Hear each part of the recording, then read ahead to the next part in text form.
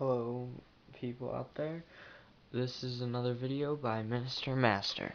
This video is explaining why I use the Dark Angles Codex over the standard Space Marine Codex for playing White Scars.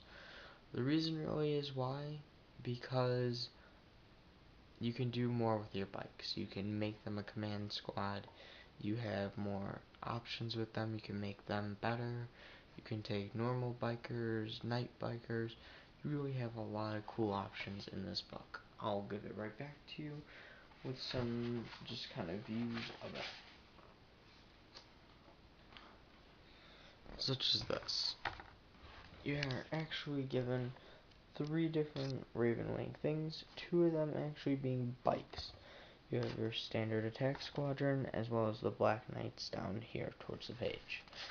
Then, in addition to that, you also have command squad up over there, which is just another way that you can actually take your bikes in the Dark Angles Codex, which really should be the White Scars Codex. It just offers you a lot more ways to use your White Scars, how they're really meant to be played. They're meant to be a fast-moving army, they're meant to pack a punch, and they are meant to be just really maneuverable.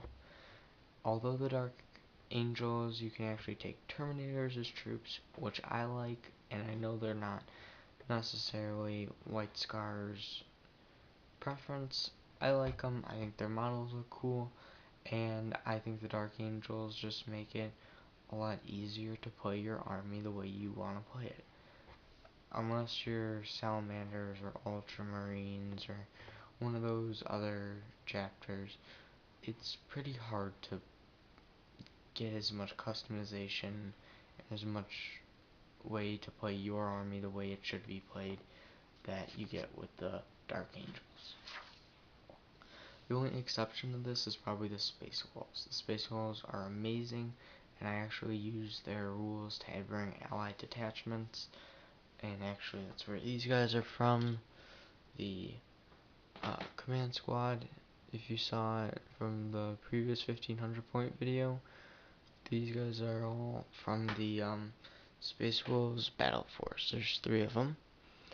And the other thing that's nice though about having a chapter that isn't having their own book though is doing conversions, like the librarian here, who, let me get some white underneath, who has a Blood Angels thing on, along with a Chaos Marauder shield, a sword gleaming with gold and blood red, coated with Abroth as his weapon, and even, I don't know if you can see it too well, the little lion up here is actually from a Empire box for the top of a knight that was cut off and placed on his head. Of course, there's a Chaos Star on the bottom, and another chest plate, which I believe came from the Death Company Blood Angels. But you can do a lot more with them than any other chapter, and they're meant to be a little more robust. Another example of this is some of my bikers you'll see are actually horsemen, Marauder horsemen. That this guy is actually a Space Marine body that is placed on a horse. It goes with their tradition and their history. Well, as you have other ones like this guy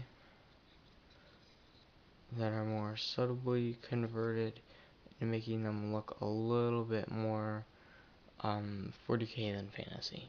Either way, great army to play. The Dark Angels Codex, absolutely spectacular.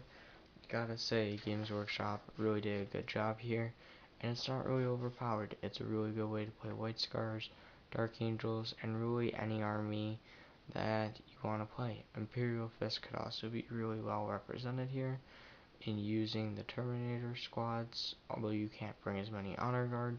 The Terminators, I think, show the typical Imperial Fist pretty well too. Anyway, this is Miniture Master. Just want to say thank you for you all watching this video, and comment below and tell me what you'd like to see next. Thank you very much. Have a good day.